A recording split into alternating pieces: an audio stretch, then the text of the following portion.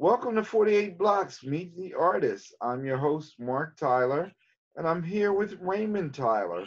Ray is a writer, a DJ, a poet, a visual artist. He has seen the art forms of theater, music, the culture of hip hop, poetry, and more flourish right here in Atlantic City. So Ray, tell us about how your journey as an artist started here in AC.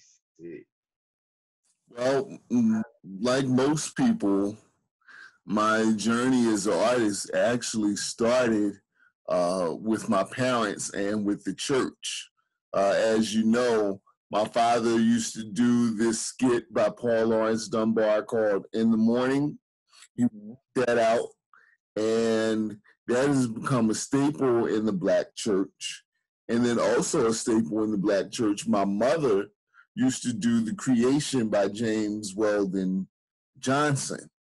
So growing up, seeing the two of them on stage or in front of a crowd, doing these great pieces, and then reading these great pieces and seeing the visions in my mind, and the creativity,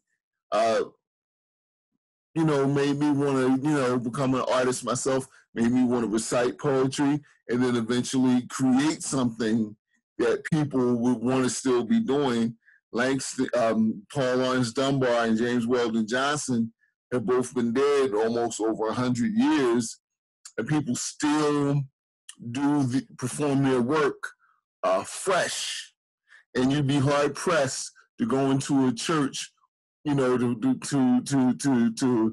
to go across America and not find at least, a few churches doing the creation and or in the morning. Mm-hmm. So that's where my journey started. And so as a visual artist, I always wanted to draw. And again, my mother, I guess I really got into the hip hop aspect of it, because my mother one year for Christmas said, I said I didn't know what I wanted for Christmas. I really didn't want anything. And she said, "You always playing on your boys' turntable, Sheldon Hall." She said, "You want your own turntables?" I said, "Sure, well, I'm going to buy them. Let's make it happen." Make it happen, shoot. Yeah, that's exactly right. And that's one of the interesting things. Most people who are successful in some form or another can trace that back to their parents' support. But let's change gears a little bit. I have in my hand a T-shirt from the New Jersey Teen Arts Festival. Tell me about the teachers you had at Atlantic City High School and how the Teen Arts Festival prepared you for your journey. Wow. Okay, so let's talk about the Teen Arts Festival. That's from circa 1984. And bought that when I went to the New Jersey State Arts Festival at Rutgers. Now, in order to qualify to go to the States, you had to first make it out of your high school and then be selected as one of the best in the county, and then you could go and represent your county at the state. So it was important, or it is important, the Teen Arts Festival is important, because I guess that's our equivalent of the basketball playoffs for the artists. That's right. You move on each additional step. But people don't know, or people may not realize, that the Atlantic City Arts Festival was probably more fun and engaging than the County Arts Festival and the State Arts. Because you're competing with your friends know you. I remember my sophomore or junior year, Miss Patty Harris, and I talked to her after this happened, she actually curated a hip-hop dance segment as part of the Atlantic City High School Arts Festival. And I asked her about that. And first I asked her if she knew anything about it, and she said, well, I kind of sort of curated it. And she said it like that. I said, well, what do you mean you kind of sort of curated it? She said, Ray, I really didn't have any knowledge of really what was good hip-hop dance or not. But I know these kids wanted to dance. They had their own expression. They had their own music. So what she did is, and I'm sorry you weren't there. I probably came home and told you the day after. There was a segment of the Arts Festival, and I happened to be there for the assembly, where for like 45 minutes, they had a DJ playing hip-hop music over the loudspeaker, and kids just freestyle dance. They pop, they lock. I wasn't up on stage, but, you know, Michael Downing, Brett, Donnie Key, all my boys, Jones, all the dancers in the school, all the hip-hop dancers in the school were on stage doing their thing. And so the Atlantic City Arts Festival was always inviting, was always a great launch pad to move on. Now, I guess you want me to talk about my teachers. A little bit. Atlantic City High School. If you can. Whew, well, let me tell you something. We had some amazing teachers when it came to the arts at Atlantic City High School. I want to talk to somebody, first of all, about somebody who wasn't really an art teacher, but Mrs. Cash was such a supporter of young people. First of all, she was one of the first teachers to really teach children in Atlantic City High School, to the best of my knowledge, about the Harlem Renaissance. Yes. Harlem Renaissance poets, artists, writers, and things of that nature. So that was your best chance to study Paul Laurence Dunbar, Langston Hughes, Phyllis Wheatley, all those great 𝗘𝘃𝗃, all those great writers of that time period through Mrs. Cash. And, you know, as a writer for the press, she made sure that no matter where you went, and you didn't even, I mean, like, you take a freshman writers course, other writers might start sentences with prepositions, but you didn't. Oh, no. Absolutely not. She made sure that you were ready. And, you know, I can remember Mrs. Cash, when my first source article dropped. I'd written a couple things, but it wasn't big time, and I knew the language wasn't really, you know, I wrote a couple rules to get the job done. But when I got my first Source magazine article, I ran straight to Mrs. Cash, showed it to her, and thanked her so much. So I want to mention her, you know, first. Second and third and fourth, man, Mr. Joe Duffy. Oh my goodness, he really prepared me to be a visual artist in so many ways. He corrected a lot of thinking that I had that wasn't broken, but wasn't going to get me far in the world of arts. I'll never forget, Mr. Duffy said, Ray, you always complain in the moment whenever I give you an assignment you don't like. Listen, you got to do the assignment anyway, and complaining in the moment ain't going to help you get this assignment done no quicker. So you may as well just buckle down and do it. And I never forgot that. I said, That's right. Complaining in the moment ain't going to help me get the job done. That's right. I stopped that. You know, and let me tell you something. This is what Mr. Duffy did for me. I started late in the arts because I didn't take any classes my freshman year, and I wanted to take commercial art and graphic design my sophomore year. So I couldn't take it. I had to take basic drawing. And then my first day, I was like, Mr. Duffy, I took this class because this is the highest class they said I could take as a, you know, without any foundation. So But I said, I really want to take your commercial art and graphic design class because that's what I want to do for a living. So then it was like a professional portfolio day. You know, he gave me a couple weeks to put together a portfolio, and this is what he came up with. He was honest with me. He said, listen, a lot of your foundation or a lot of the work you do is based in comic book illustration. And there's nothing wrong with that. There's definitely a place in the arts for comic book illustration. But you're talking about a quote unquote advanced level class. He said, this is what I'll do for you.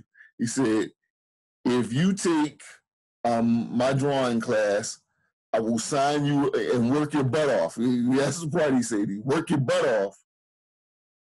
Let me know about your study hall, and I'll give you the assignments and stuff like that from commercial art and graphic design, and we'll give you the credit for commercial art 1. Sure enough, I worked my butt off. Junior year, I was in commercial art and graphic design 2. Mm-hmm. Okay, so why is that important? Because my senior year, there were no more classes left for me to take. I could either take Art 3, which was below commercial art and graphic design 2, or what they did, they took myself, 𝗃𝗃𝐽𝐽𝐻, Michael Downing, Tanya, I forget Tanya's last name. It was like 4 of us, and they started the first Art 4 class at Atlantic City High School. And that was taught by Mrs. 𝗬𝗃𝗃 𝗦𝗃𝐽𝐽𝐻, who I loved until the day she passed away. I learned so much in her class about, if Duffy changed my mind about looking at the job, Mrs. 𝗦𝗃𝐽𝐽𝐻 got me to look at the fundamentals. Mm. It was just, and she was funny. I mean, I have pictures of her. I remember she posed for our class, and she let the students pick the pose. So Run DMC was popular. So I have a picture of her on top of her desk like this.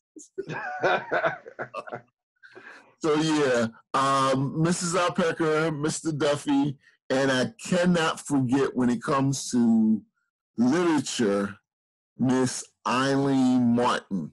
Yes. Again, this is just speculation. I don't know where she came from, but I imagine in my head, she was like some big theater muckety-muck who decided she would come and teach English at Atlantic City High School. And the reason why I say that is because when I was sitting in her class, and I loved Mrs. Schwartz, who was my freshman year English teacher. And I loved Mrs. Schwartz, I do. But I didn't care nothing about Shakespeare. I thought he was overrated. I just wanted to get, because, you're 16 and you're dumb. So, long story short, we studied Julius Caesar, and the excitement that Mrs. Martin had for teaching work and the way she connected with her students and connected her students to Julius Caesar, you realize that Julius Caesar is not necessarily the emperor of Rome, but he could have been a dog catcher. He could be, anybody who's ever been a dog catcher before, somebody on his block was like, oh, he think he's special just because he's a dog catcher. It was really deep, and she really helped us understand how that whole allegory is about real life and success, and how a man's reach should extend past his grasp. Yeah, exactly. So. Exactly. Being cognizant of time, we're going to change gears really quickly. Right. Now, you are one of the people who have seen artists like Dougie Fresh, LL Cool J at the club, Harlem, and at the casino. Talk to us about Atlantic City's hip hop pioneers, and some of the venues. Okay, so this will probably be the last thing I'll be able to talk about before we break. So real quick, at the top of that list is somebody who I battled and, and I learned to gain a lot of respect for, Donnie D and the DBL crew. And the reason why I say that is because they took it all the way to New York City and cut a record and had success. I don't have it right here, but I actually do have a copy of their 12-inch America. Yeah.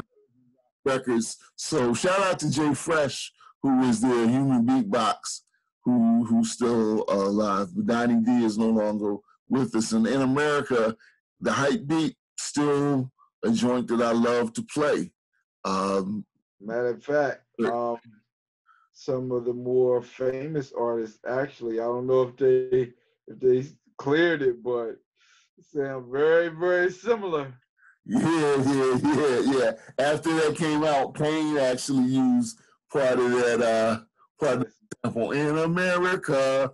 I don't have time to tell you the story about how my friend Tanja is probably singing on that record. She says she's not, but I know she wanted to go to New York.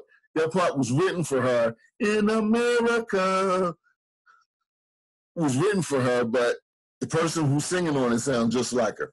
All right, so you got Donnie D, the DBL crew. When you talk about other hip hop, you got Tanja Wright's group, Sweet Beats and Bells, OG, Silver Fox. DJs, you got Pots and Pans. He was one of the people who influenced me to become a DJ, little DJ Pierre. And then business-wise, you had Joe Cherry and Earl Marshall. And then in the late 80s, Mark Asbury moved here from North Jersey and started spinning at the Club Ancopa. And, you know, that was another one. When it comes to house music, Bum Rush from Stockton University, first DJ crew. Today, DJ El Nino down in Florida, but he's originally from here. He's a problem. DJ Swoosh, great guy. And then the guy who runs Atlantic City pretty much, DJ 5D. And I like him because he pushes me to play the new stuff. And it's funny, he prefers to play the new stuff, but he always makes me mad when he gets into the old school beats, because I'm like, dog, fine. Play the stuff that you want to play, man. A shout out to my boy 𝗘𝘃𝗲, DJ 𝗘𝘃𝗲. He's a wonderful DJ as well. And as we start to come into, close to the end, who else can I say as far as rap? Sean, period. Just Sean Wright, 𝗘𝘃𝗲. Yeah. Oh my goodness. I see Africans all over the place. They were a hot rap group, and DJ El Nino was their Larry DJ.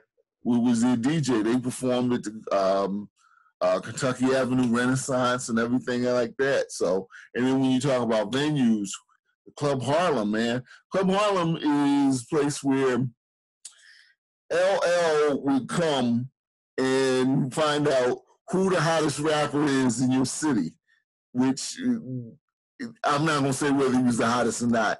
LG, Larry Green, was a hot rapper.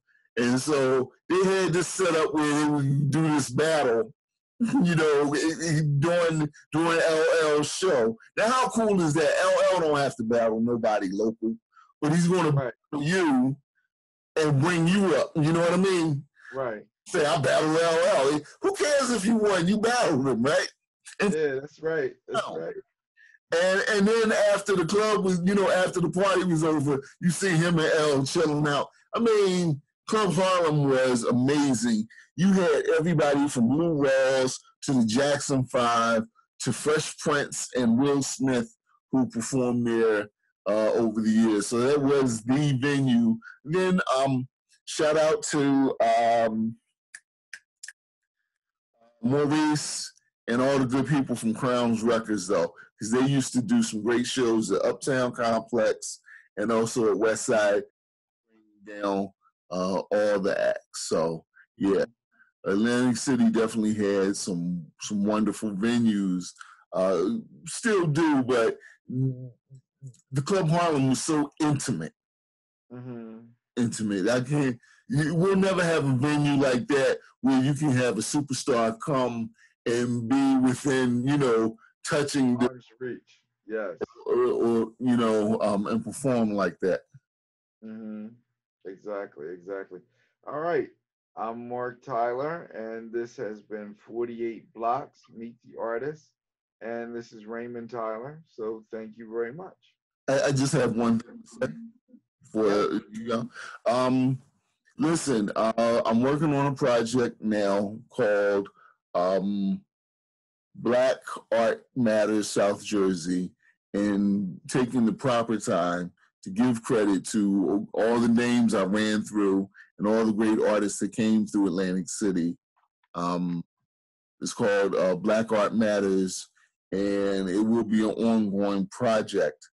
In order to get in contact with me, you can email me at raymondctyler@gmail.com, or you can call me at 609-431-0741, I believe. I believe 4172. 4172, that's it. Yeah. Right. And thank you, Mark. 48 Blocks, Meet the Artist, Raymond Tyler. Oh, and I forgot to tell you, Mark is also a dope artist. He's also a dope rapper. Mark Spill and the DJ himself. Yes, this has been 48 Blocks, Atlantic City, Meet the Artist, and you just met the artist. You just met the artist. Thank you.